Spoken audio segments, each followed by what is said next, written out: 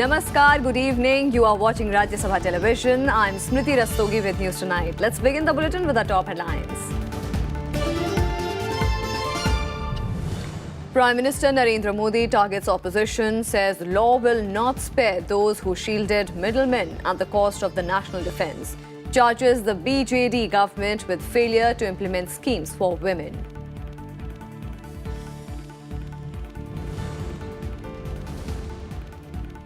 Vijay Mallya becomes first person to be declared a fugitive economic offender. Mumbai court to start hearing on confiscating his properties on 5th of February under the Fugitive Economic Offenders Act 2018. Government can confiscate fugitives' properties in India and abroad.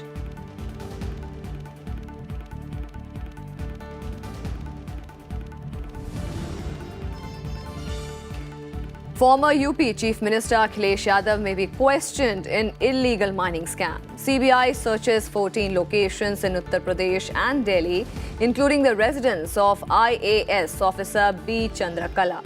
Allahabad High Court had ordered the investigation in 2016.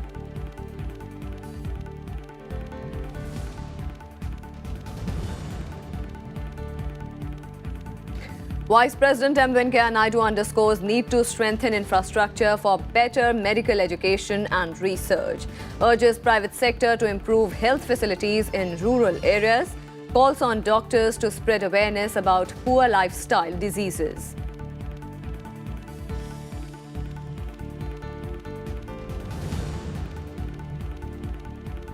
And heavy snowfall in Jammu and Kashmir and Himachal Pradesh. Weather alerts sounded for Uttarakhand. Cold wave sweeps Punjab, Haryana and many parts of North India.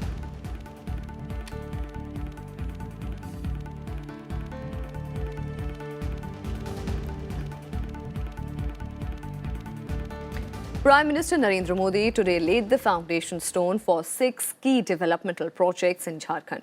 Addressing a public gathering after inaugurating work at the North Koil Dam irrigation project, the Prime Minister said that his government considers farmers as annadata while the Congress treats them as a vote bank.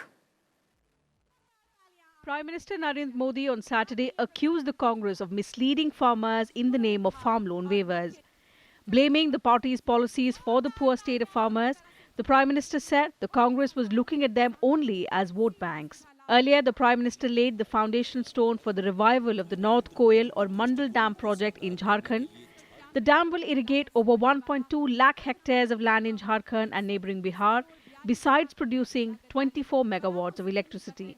Work on the Mandal Dam on the North Koil River in Latehar district started in 1972, but remained stalled since 1993. अच्छा होता अगर किसानों के प्रति थोड़ी सी भी संवेदना होती, ऐसे सारे काम पूरे कर दिए होते तो मेरा किसान कभी कर्ज के बोझ में डूबा नहीं होता। अरे वो तो दुनिया को कर्ज देने की ताकत वाला बन गया होता। भाई और बहनों, जब हमारी सरकार आई तो किसान के खेत में पानी पहुंचाने का बीड़ा हमने उठाया। जब पुरानी अधूरी सिंचाई परियोजनाओं के कागज निकलवाए तो ऐसे ऐसे कारनामों का पता चला कि मेरी तो आंखें खुल गई, खुली खुली रह गई जी। एक प्रकार से आंखें फट गई, ऐसा काम करके गए। मैंने देश भर की ऐसी बड़ी परियोजनाओं की लिस्ट बनवाई, बजट में पैसों का इंतजाम किया और फिर शुरू की प्रधानमंत्री सिंचाई परियोजना। आज इस परियोजना की वजह से देश की उन 99 बड़ी परियोजनाओं को पूरा किया जा रहा है जो 30, 40 साल से अटकी पड़ी थी, फाइलें भी खो गई थी। Prime Minister Modi also laid the foundation stone for 5 other development projects at Palamu in Jharkhand. These projects included the Son Canal pipeline irrigation project. Stating that the government wanted to make agriculture more profitable for farmers, the Prime Minister inaugurated the collective e-Grih Pravesh of 25,000 beneficiaries under the Pradhan Mantri Awas Yojana through video conferencing. मैं प्रधानमंत्री आवास योजना के उन 25,000 लाभार्थी परिवारों को भी विशेष बधाई देता हूं जो आज अपने पक्के नए घर में प्रवेश कर रहे हैं। नए साल में नए घर की उन्हें डबल बधाई। और घर पक्का होता है तो संकल्प भी पक्का बन जाता है और सपने भी सुहाने लगने लगते हैं। The Prime Minister also praised the Ayushman Bharat scheme as a game changer for the poor. He said more than 6 lakh people have benefited from the scheme so far. Bureau Report, Rajya Sabha TV. And after Jharkhand, the Prime Minister visited Odisha. In Baripada, he inaugurated a few projects and addressed a public rally. Prime Minister Narendra Modi underscored the government's motto of Sabka Vikas, Desh Ka Vikas and Sampurna Vikas. He said for the last 4.5 years, the government had chosen the path of development to build a new India. In Odisha, Prime Minister Narendra Modi targeted the opposition for its attacks on the central government. Addressing a public rally in Baripada, he said that the nation and law will not forgive those who had done injustice to the army and compromised with the national defense. देश के बजाय बिचौलियों के हितों की रक्षा में जिसकी भूमिका रही है उनका पूरा हिसाब जांच एजेंसियां करेगी, देश की जनता करेगी। भाइयों और बहनों, केंद्र की सरकार देश की सुरक्षा के लिए निरंतर बड़े और कड़े फैसले ले रही है। The Prime Minister also said the state is unable to reap the benefits of the central schemes launched to empower women because the state government was not serious about implementing them. करीब 2 दशक से शासन के बावजूद महिलाओं और बच्चों की शिक्षा, स्वास्थ्य, सुरक्षा, रोजगार ऐसे तमाम पैरामीटर्स पर ओडिशा पिछड़ गया है, बहुत पीछे है। साथियों, केंद्र की भाजपा सरकार ने बेटियों के साथ अत्याचार करने वालों को फांसी तक की सजा का प्रावधान किया है।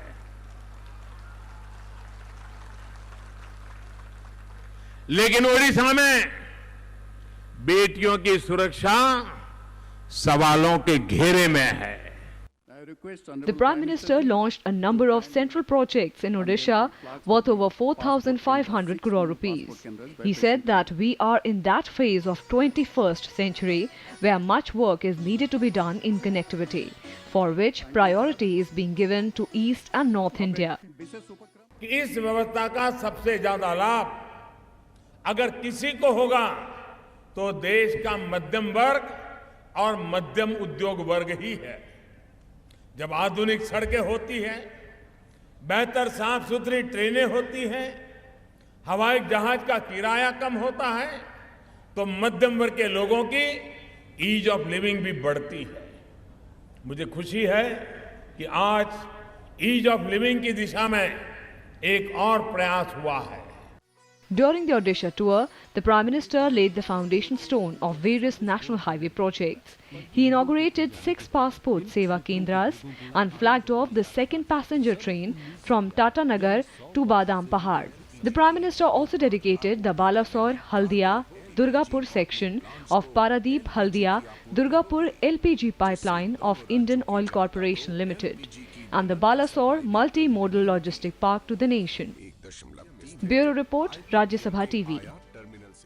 And now some political developments. The Samajwadi Party and the Bahujan Samaj Party agreed to an alliance ahead of the Lok Sabha elections.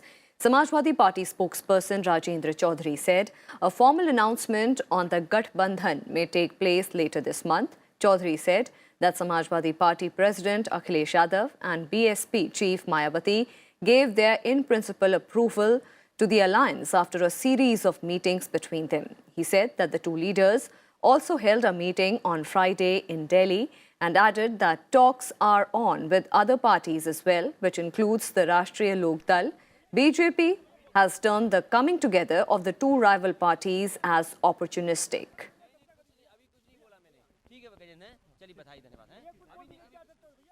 Vice President M. Venkaiah Naidu on Saturday underscored the need to provide affordable medical facilities to people living in rural areas. He also asked the medical colleges to encourage students to visit rural areas and understand healthcare requirements of the poor and the downtrodden. Addressing the Diamond Jubilee of Rangaria Medical College and Golden Jubilee of its Old Students Association, the Vice President called upon medical associations to undertake an awareness campaign on measures to be adopted for preventing lifestyle diseases. Expressing concern on the growing spread of non-communicable diseases, he said that India is witnessing a double burden of diseases, infectious ailments, as well as an increased incidence in lifestyle diseases like diabetes, high blood pressure, obesity, heart disease, and cancer. That is very much needed to keep the body active with games, exercise and yoga, as the practice of medicine can sometimes be very tiresome and stressful. Exercise is very much required for everybody, some sort of physical activity.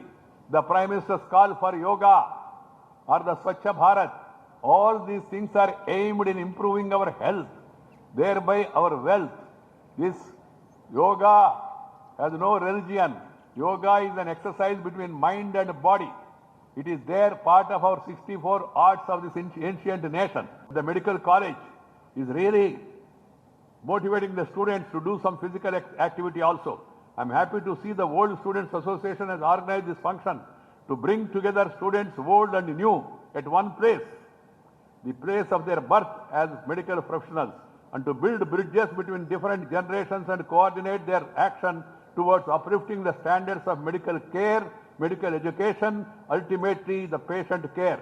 I also see it as an initiative to preserve the values of equality, mutual respect, social integration, social responsibility, and the feeling of oneness among all, as enunciated in our ancient text, Vasudaika Kutumbakam, Sarve Jana Sukhino Bhavantu. This is the philosophy of India. And with that, we'll slip into a very short break. More national, international, and sports news on the other side. Stay with us.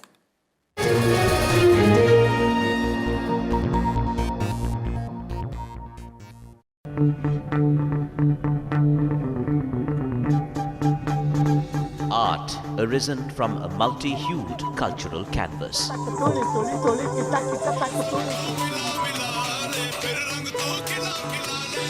Tradition and cultural fervour dating back centuries.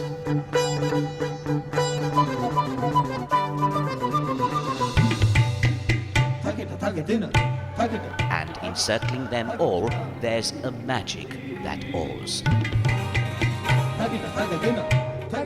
Embrace your nation's brilliant human warmth.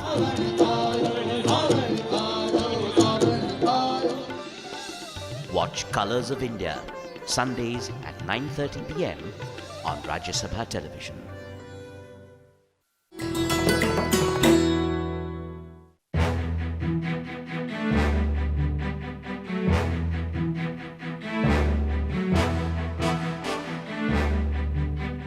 The Nehru Trophy boat race of Kerala, popularly called Vallam Kali in local parlance.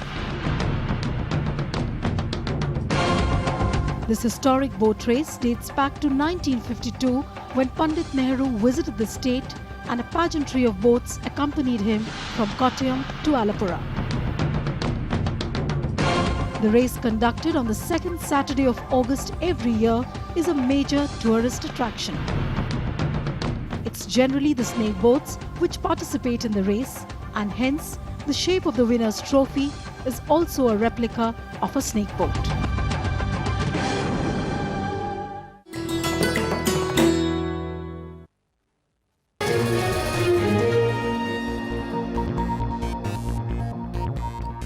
Welcome back. You are watching News Tonight. Vijay Mallya has become the first defaulter businessman to be declared an economic fugitive offender under the Fugitive Economic Offenders Act that came into existence in August 2018. The special PMLA court declared Mallya, who is currently in the UK, as a fugitive economic offender under Section 12I of the FEO Act. This after the Enforcement Directorate moved the court. With Mallya tagged a fugitive, the probe agency can now confiscate his properties either in India or in the United Kingdom. Under the FEO Act, a person can be declared a fugitive economic offender if a warrant has been issued against him for an offence involving an amount of 100 crore rupees or more and has left the country and refuses to return to face the law. The order comes a month after a UK court ordered Mallya's extradition to India. Mallya is wanted for defaulting on 9,000 crore rupees in loans to his now defunct Kingfisher Airlines. I hope now when he goes and appeals further in the UK, this acts as a deterrent to their government to not allow him to stay back in the country. आज नतीजा सामने आया है। आज ये जो anti corruption fight है मोदी सरकार की, it's a feather in the cap of this fight. आप देखिए 2018 में जुलाई के माह में फ्यूजिटिव इकोनॉमिक ऑफेंडर्स एक्ट 2018 लेके सरकार आई थी। आज विजय माल्या उसके पहले घोषित फ्यूजिटिव हैं।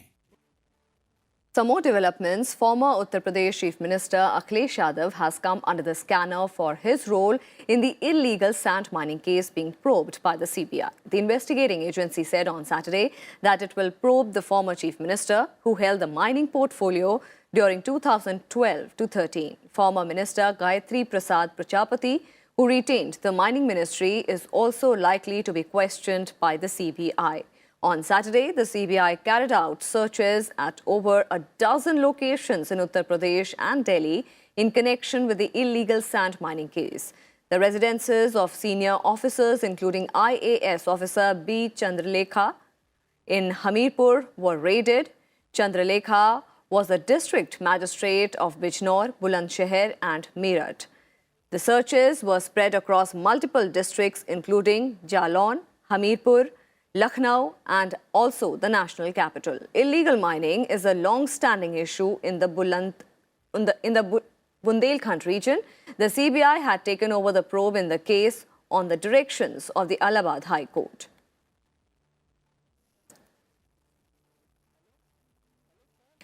Christian Michel, the alleged middleman in the multi-crore VVIP chopper deal, has been sent to the judicial custody. On Saturday, Michel was produced before the Patiala House Court in Delhi. The Enforcement Directorate sought his judicial custody in connection with its probe into the money laundering case. The court has sent him to the judicial custody till February 26 in the case being investigated by the ED.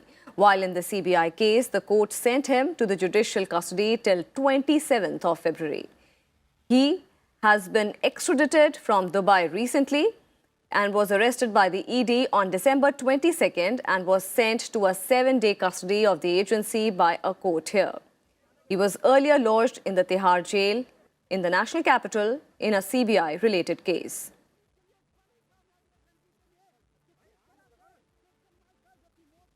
And Jammu and Kashmir, Himachal Pradesh and Uttarakhand received a fresh spell of snowfall, causing temperatures to fall several degrees on Saturday. Heavy snowfall paralyzed normal life in Jammu and Kashmir. The Kashmir Valley was cut off from the rest of the country as both surface as well as aerial connectivity was disrupted due to heavy snowfall. Most places in Kashmir, including the plains of the valley, received moderate to heavy snowfall overnight. Higher reaches of Uttarakhand hills also received fresh snowfall on Saturday, while overcast conditions prevailed at most places in the plains.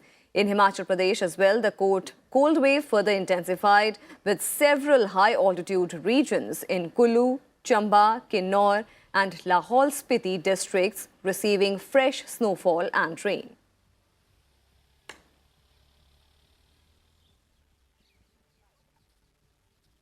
A yellow alert has been sounded for the Andaman and Nicobar Islands as a cyclonic storm is moving towards the archipelago.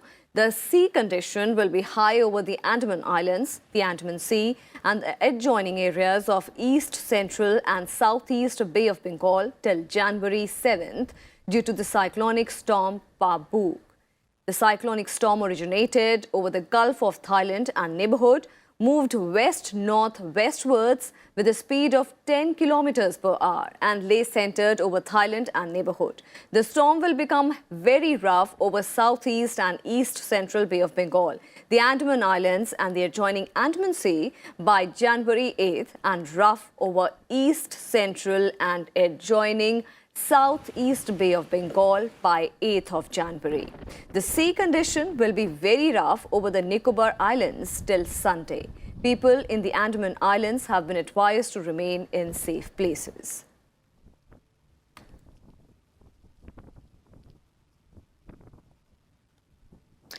The 27th World Book Fair started from Saturday in the national capital. Human Resource Development Minister Prakash Javadekar inaugurated the 9-day event at Pragati Maidan. Addressing the gathering, HRD Minister said that culture of reading should grow more in people as it teaches values like analytical thinking and develops respect for different opinions.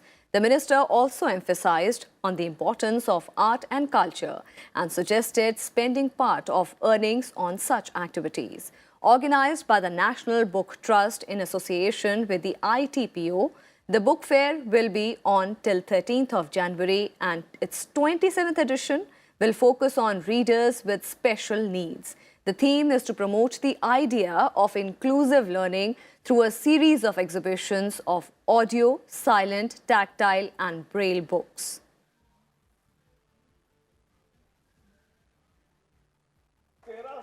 Stalls हैं 20 देशों से लोग प्रतिनिधित्व कर रहे हैं 650 प्रकाशक हैं ये 9 दिन चलने वाला महोत्सव पिछले साल 12 लाख लोग आए इस साल वो भी रिकॉर्ड टूट जाएगा और ज्यादा लोग आएंगे ये मुझे पूरा भरोसा है और करोड़ों लोग जहां जहां भी छोटे छोटे मेले लगते हैं वहां सम्मिलित होते हैं क्योंकि किताबों की दुनिया ही अलग है जब किंडल आया तब लोगों को लगा कि अब नए सिरे से डिजिटल बुक्स मिलने लगे तब आप किताबों को कौन पूछेगा लेकिन किताबों की मांग फिर भी बढ़ने लगी और जब ऑडियो बुक्स आए तो लोगों को लगा कि अब ऑडियो ही लोग सुनेंगे तो अब दूसरा कौन पढ़ेगा लेकिन पढ़ने की चाहत कभी कम नहीं हुई जो नए शो लगते हैं सभी साधनों को रिस्पांस मिलता है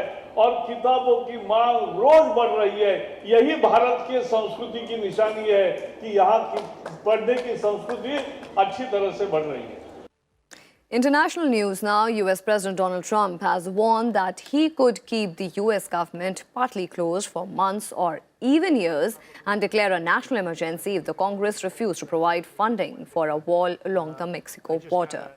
After his meeting with top Democrats failed to end the 2-week impasse, Trump said that he may call a national emergency to build the wall without congressional approval. Initially, the president gave a positive account of the 90-minute meeting with Democrats at the White House, describing it as very productive. But when asked whether he had considered using emergency presidential powers to bypass congressional approval of funding, Trump said that he had. That the shutdown could go on for months or even a year or longer. Did you say that? And is that your? I did. Is that your assessment of where we are? That. Absolutely, I said that. I don't think it will, but I am prepared, and I think I can speak for Republicans in the House and Republicans in the Senate. They feel very strongly about having a safe country, having a border that makes sense without borders. I've said it many times. We don't have a country. I hope it doesn't go on even beyond a few more days.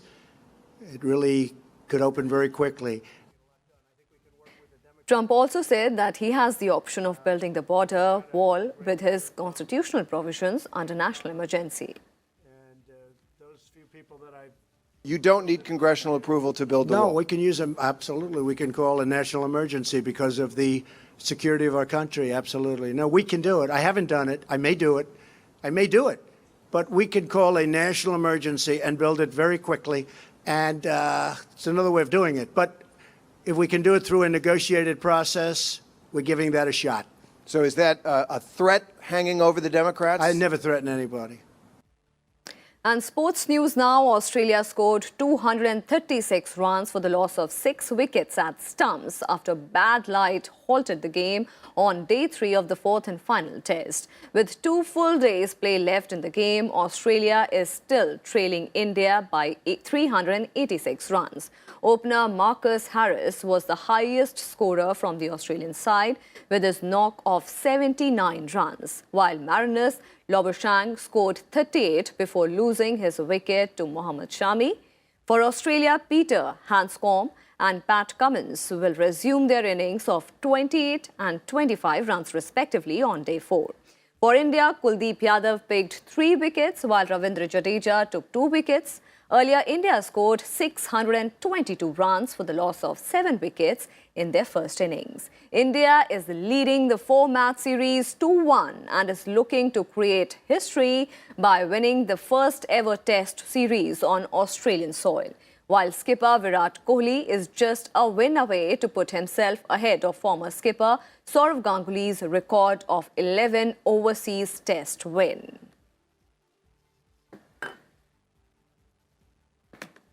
And that's all we have for you in this edition of News Tonight. Thank you for watching. Namaskar.